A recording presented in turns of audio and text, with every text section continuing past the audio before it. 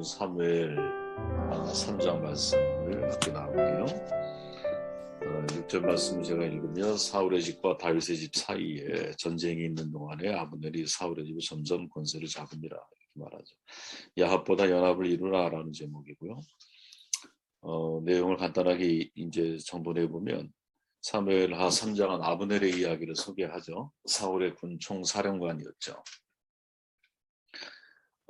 사무엘하 3장은 이제 점점 사울의 집이 약화돼 가게 만드는 이제 결정적인 사건을 우리에게 소개해주고 있어요. 그것은 바로 아브넬의 배반 사건인데, 배반이라는 표현이 과연 아브넬에게 적용될 수 있나 하는 생각이 들어요. 내용을 나누다 보면 여러분도 좀 이해가 될 겁니다.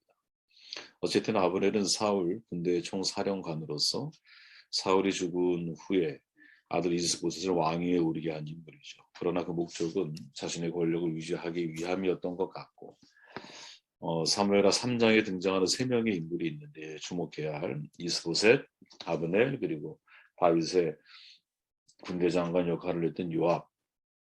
이들은 각자의 위치에서 권력을 가지고 있는 사람이거든요. 근데 그 권력을 더 확보하고 견고히 하고 소유하기 위해서 여러 가지 벌어질 수 있는 암투국들을 우리에게 여실하게 보여주고 있습니다. 그렇게 사실은 사무엘하 3장을 통해서 인간 정치 세계가 이런 거구나, 인간 세상이 이렇게 돌아가는 거구나 한 단면을 우리는 목격하게 되고요. 그 과정 속에서 얻을 수 있는 교훈이 뭘까, 이 질문을 가지고 나눔을 시작을 할게요. 먼저 이스보셋에 관한 내용을 보면, 사울에게 첩이 있었으니 이름이 리스마야 아야의 딸이더라. 이스보셋이 아브넬에게 이르되 내가 어찌하여 내 아버지의 첩과 통관하였느냐 하니, 쭉 내용을 읽어보시면 되고요. 사울 가문과 다윗 가문 사이에 2년간 충돌 중에서 이제 이스보셋이 권력 이면에 활동한 진정한 권력자는 사울의 사촌 넬의 아들이죠. 사울의 사촌이었어요. 아브넬이 사실은 실제적인 권력을 가지고 있었던 것 같다. 아브넬은 자기 친족이 권좌에 오르는 일을 진행한 인물이고, 또 자신의 군사적인 위협을 유지하기 위해서 어떤 그 좋은 본인의 입장에서 좋은 전략 또 좋은 계획을 가지고 있었던 사람으로 우리가 이해할 수 있죠. 아브넬이 이스보셋을 왕좌에 앉힌 이유가 뭘까? 그거는 제 개인적인 생각에서는 마쿠 정치를 하기 위함이 아니었을까? 이렇게 판단을 해요. 외형상은 이스라엘의 왕은 이스보셋이지만 마쿠의 실력자는 아브넬에게 있었거든요. 이스보셋의 입장에서는 이 아브넬이라고 하는 사람이 너무나 뜨거운 감자인 거예요. 그를 견제하기 위한 대안을 분명히 모색했을 가능성이 크죠. 그 결과가 아브넬이 사울의 첩 리스마 통과했다라고 주장을 하는 거거든요. 이 사건이 여러분 사실 되게 중요한 사건이에요. 왜냐하면 이 성경을 보면 아브넬이 리스바 통관을 했다라는 사실을 확인시켜 주질 않아요. 이게 무슨 말이냐면, 이것이 이스보셋이 거짓 혐의를 두고 아브넬에게 지금 씌우고 있다라고 우리가 이해할 수 있는 내용이라는 거죠. 오로지 이스보셋이 아브넬을 그 일로 고소한 것만 성경은 말하고 있지, 실제로 이 아브넬이 이제 리스바와 통관을 했다라고 하는 사실을 성경은 확인시켜 주지 않기 때문에 사실은 이 내용은 되게 중요해요.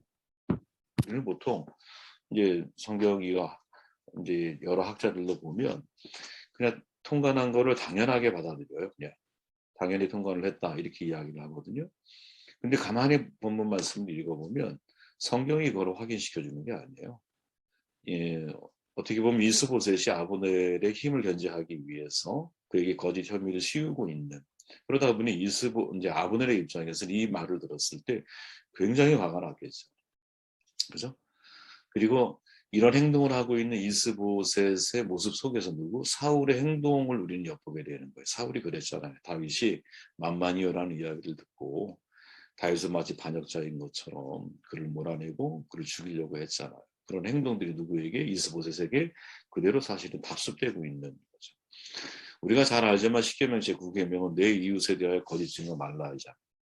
그러나 세상을 살면서 여러분, 정말 우리가 정직하게 우리를 본다면 거짓말을 하지 않고 산다라는 것은 너무나 어려운 거거든요. 거짓이 사라지면 세상은 망가질 거야. 그죠? We all lie라고 하는 말 들어봤죠. 우리는 모두 거짓말합니다. 스카이 캐슬이라고 하는 드라마의 주제가였죠. 그죠? 거짓말을 하지 않는 사람은 세상에 한 사람도 없어요. 자기가 살면서 여러분 한 번도 거짓말을 여러분 한 적이 없다고 생각하십니까? 그 사람 자체가 거짓말일 가능성이 높아요. 거짓말 물론 나쁘죠. 그러나 모든 거짓말이 다 나쁜 걸까? 사실은 여기에 대해서 우리에게 굉장히 큰 질문을 던지게 하는 헌법이 있거든요. 우리나라 헌법에 여러분 자기에 대하여 거짓말할 권리가 보장되어 있잖아요. 그죠? 헌법 제12조 2항에 보면 영화에 가끔 등장하잖아요. 모든 국민은 형사상 자기에게 불리한 진술 혹은 진실을 강요당하지 않는다. 이렇게 명시하고 있어요. 죄를 범한 자가 사실대로 고백하지 않고 그 죄를 뻔뻔하게 부인하는 권리를 헌법이 보장한다. 말이 되는 걸까요? 근데 말이 되거든요. 실제 이렇게 되어 있거든요. 이것은 같은 헌법 조항의 앞부분에 뭐라고 되어 있냐면 모든 국민은 고문을 받지 아니한다. 이것과 서로 긴밀하게 연관되어져 있는 거. 쉬운 말로 얘기하면 여러분 사극 드라마 보면 권력을 가지고 있는 사람들이 간신들이 충신들을 끌어와가지고 내 이놈 내 죄를 네가 알렸다 이렇게 막 인도를 막 지지잖아. 사람들은 고통을 못 이겨. 그래서 고통 중에서 무엇 역모를 내가 저질렀다고 거짓 자백을 하거든.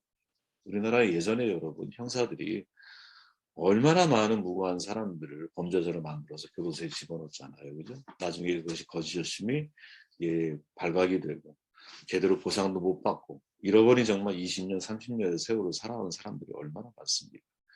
스페인 종교재판소를 비롯해서 수천 년과 마녀 사냥 얼마나 많아요. 그죠? 이 자백주의 형사제도는 정말 수많은 고문을 양산해냈거든요. 그러다가 근대 민주주의에 들어오면서 증거주의가 형사제도로 채택이 되면서 자백만으로는 처벌할 수 없게 만든 거죠. 그죠? 사람들이 자기의 죄에 대해서 부인하고 거짓말할 권리를 보장을 해준 거예요. 거짓말을 못하게 하는 것이 오히려 사법적 불의를 낳고 거짓말을 할 권리를 인정한다는 것이 사법적 불의를 억제한다. 대단히 큰 역설이죠. 그죠? 근데 이 원칙 속에 뭐가 들어있냐면 세상의 흐름이 들어있는 거죠. 세상의 심판자들, 사법권을 가지고 있는 세상의 권력자들도 사실은 그들도 죄인이라는 거예요. 어제 제가 말씀드렸듯이 유아합과 아브넬을 관계를 놓고 보면 그죠? 전쟁을 이제 싸움을 시작한 것은 아브넬이지만 실패했잖아. 도망자가 되잖아.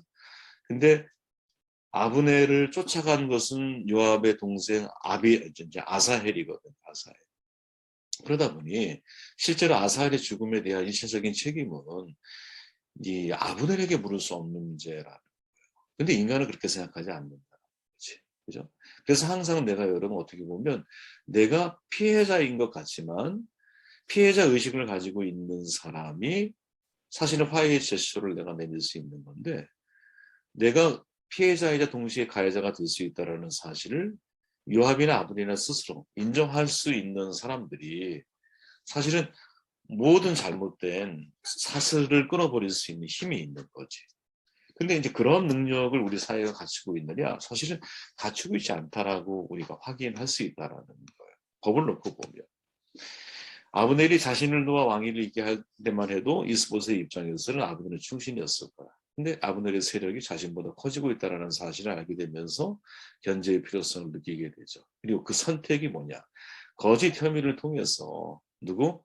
아브넬의 약점을 잡는 거죠. 그러나 오히려 이것이 아브넬의 감정을 자극하죠. 아브넬이 뭐라고 말합니까? 아브넬이 이스보셋 말에 몹시 화를 내며 대답하였다. 임금께서는 내가 유다의 빌부터 살아가는 개로밖에 보이지 않습니까? 이거 대단히 심각한 문장이거든요. 나는 오늘날까지 임금님의 아버지 사울 집안과 그의 형제들과 친구들에게 충성을 다하여 임금님을 다윗의 손에 넘겨주지도 않았습니다. 그런데도 임금님께서 오늘 이 여자의 그릇된 행실을 두고 나에게 누명을 씌우려는 것입니까? 이렇게 말합니다. 그러니까 이 아브넬의 이 자기 변론의 이야기를 들어보면 정말 화가 났고 정말 이 사람은 자기가 누명을 씌웠다고 말을 하고 있는 거야. 그죠? 이 말만 들어보면. 그죠? 얼마나 억울했겠어요. 그리고 이 억울함 때문에 무엇? 이제 다윗에게로 투항이 아니죠. 화친 조약을 맺어서 권력을 다윗에게 이양시키려고 하는 작업을 아브넬이 하게 된 거지. 그 원인이 어디에서부터 시작이 돼요? 이스보셋의 거짓 혐의를 뒤집어 씌우는 것에서부터. 세상이 이렇게 돌아가는 거구나 그런 생각을 해보게 되었어요. 17절 말씀을 읽어볼게요. 아브넬이 이스라엘 장로들에게 말하여 이르되 너희가 여러 번 다윗을 너희 임금으로 세우기를 구하였으니 이제 그대로 하라. 여호와께서 이미 다윗에 대하여 말씀하시기를 내가 내 종 다윗의 손으로 내 백성 이스라엘을 구원하여 블레셋 사람의 손과 모든 대적의 손에서 벗어나게 하리라 하셨음이니라 하고, 아브넬이 하는 말이거든요. 자, 생각해 보세요. 아브넬과 이스보셋의 분열이 이스보셋의 거짓 혐의에서 기인하는 거라면 아브넬은 이스보셋을 배신한 것이 아니죠. 배신한 게 아니에요. 그죠? 거짓 혐의에 의해서 누명을 쓰고 사실은 돌아선 거지. 서로가 상대를 이용 가치로 판단하고 그 이용 가치가 떨어졌을 때 각기 자신에게 유익이 되는 쪽을 선택하는 거예요. 사실은 이 둘은 지금 가만히 놓고 보면 저는 이것이 인간 세상 정치의 단면이라고 봐요. 그러니까 엄밀한 의미에서 만일 아브넬이 정권 찬탈의 목적이었다면 여러분, 당시 실권을 가지고 있었기 때문에, 그죠? 쿠데타를 일으켜 정권을 잡는 것이 자연스럽거든요. 근데 아브넬은 여러분 그 방법을 취하지 않아. 그러니까 그것이 목적이 아니었다는 거지. 그죠? 근데 아브넬이 이스라엘 장로들과 베냐민 사람들에게 다윗이 하나님의 내정하신 왕임을 재확인시키면서 지금 배를 갈아타고 있잖아요. 하나님의 내정하심을 알면서도 이스보셋을 왕위에 세운 이유가 뭘까? 당연히 우리가 던져야 되는 질문인 거죠. 아마도 그것은 여러분, 아브넬은 군사령관의 위엄을 유지하기를 원하고 이스보셋은 사울과의 왕권을 확보하기 위해 서로가 협력자가 된 거지. 그러니까 지금 아브넬이 다윗에게 하나님이 왕권을 내정하셨다라는 사실을 인정하고 있고 동의하고 있고 그것을 가지고 지금 이스라엘 지도자들과 베냐민 지파 사람들을 설득을 하고 있다는 거죠. 그러면 이제 거꾸로 추적해 보면 그런데 왜 이스보셋을 왕위로 세우려고 했을까? 그게 야합이라는 거죠. 그죠? 각자의 목적을 위해서. 연합과 야합은 다르거든요.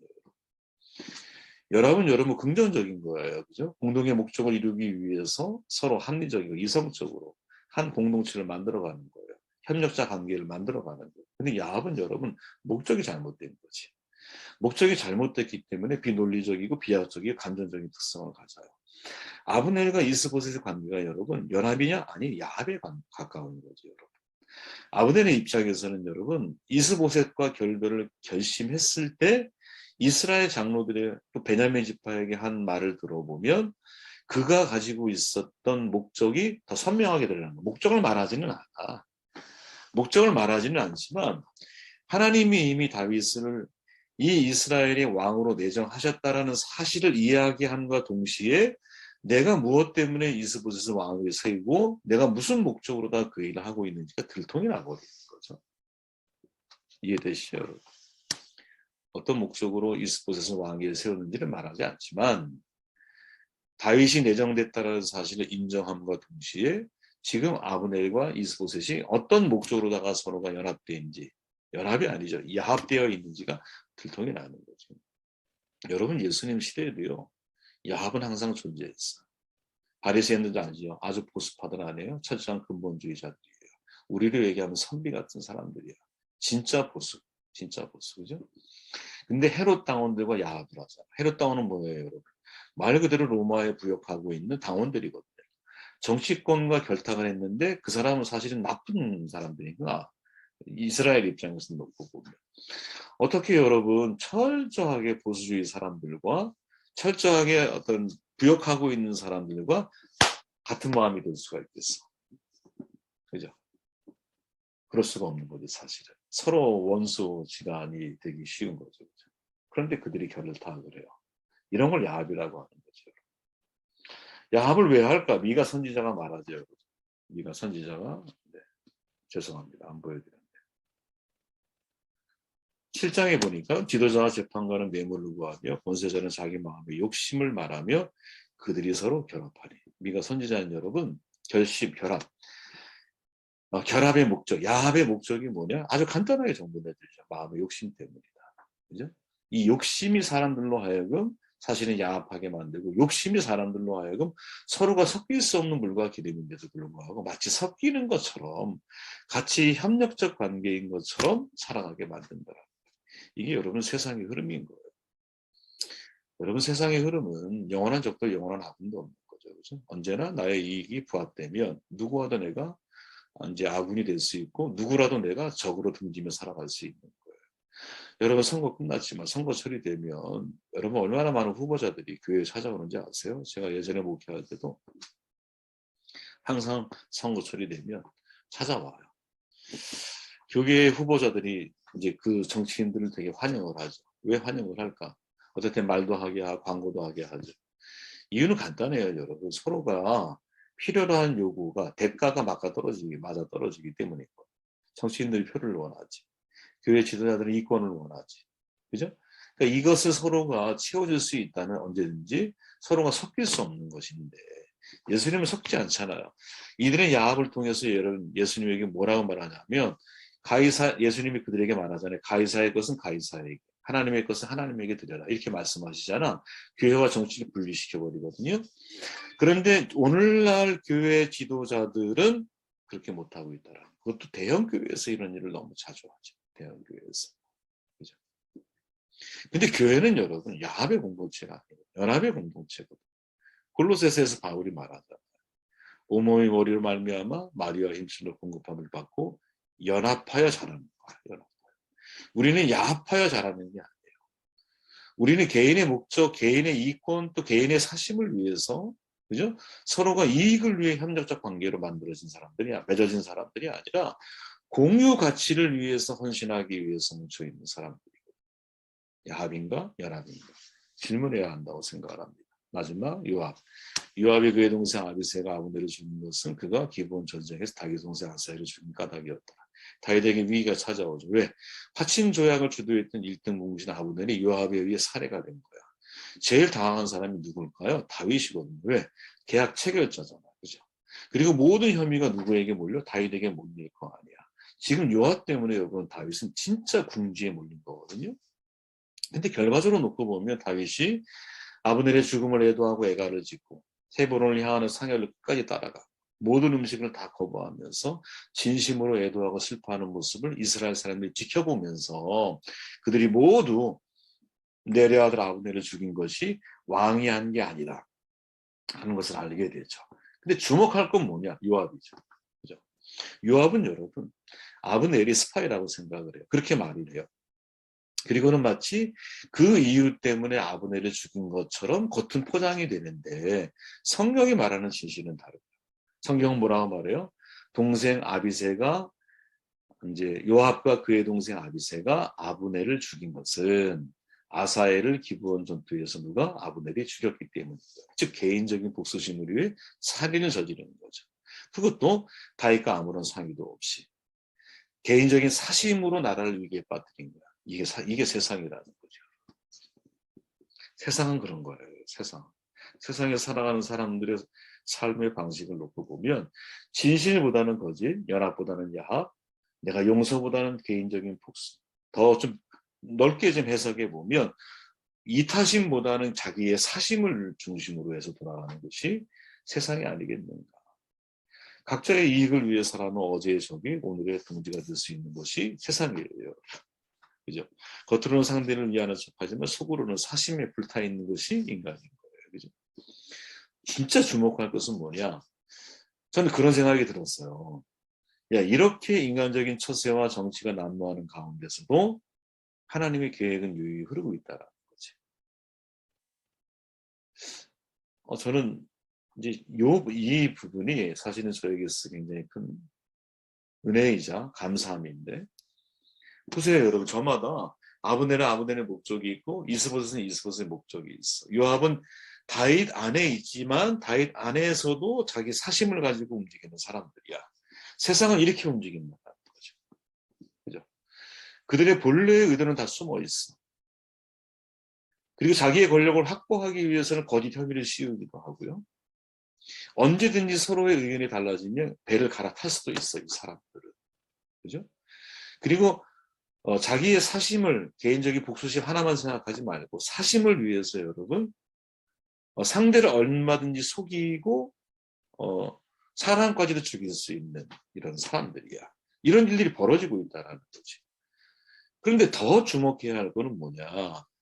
이런 처세와 정치술이 난무하는 가운데서도 때를 기다리고 있는 다윗은 자기 스스로 이스라엘을 통일 왕국을 이룬 것이 아니라, 그죠? 그렇게 난무하는 정치의 세계 속에서 다윗이 통일 왕국의 리더가 되더라는 거죠. 이게 하나님의 방법이라는 거지. 내 스스로 정치적인 힘을 동원하여 통일 왕국을 이루지 않는다 해도 하나님의 뜻을 기다리고 하나님의 말씀을 뒤따라 가려고 하는 삶을 살아갔을 때 하나님의 방법대로 그 자리에 세우는 거야. 이것을 우리가 믿을 수 있겠느냐. 저는 교회 정치라고 하는 것은 여러분, 이 믿음을 가지고 있는 사람들이 리더가 돼야 한다고 저는 믿거든요. 네. 금권 정치라고 말하잖아요. 교회에도 그런 게 있죠, 그죠? 감독되기 위해서 몇 억을 써야 한다. 청회장 되기 위해서 몇 억을 써야 한다. 그런 거 말고, 내가 하나님이 예를 들어서 이 공동체에 나라고 하는 리더십을 통해 하실 일이 있다라는 사실을 진짜 우리가 믿는다면 나는 조금 그릇된 표현이 좀 그러네요.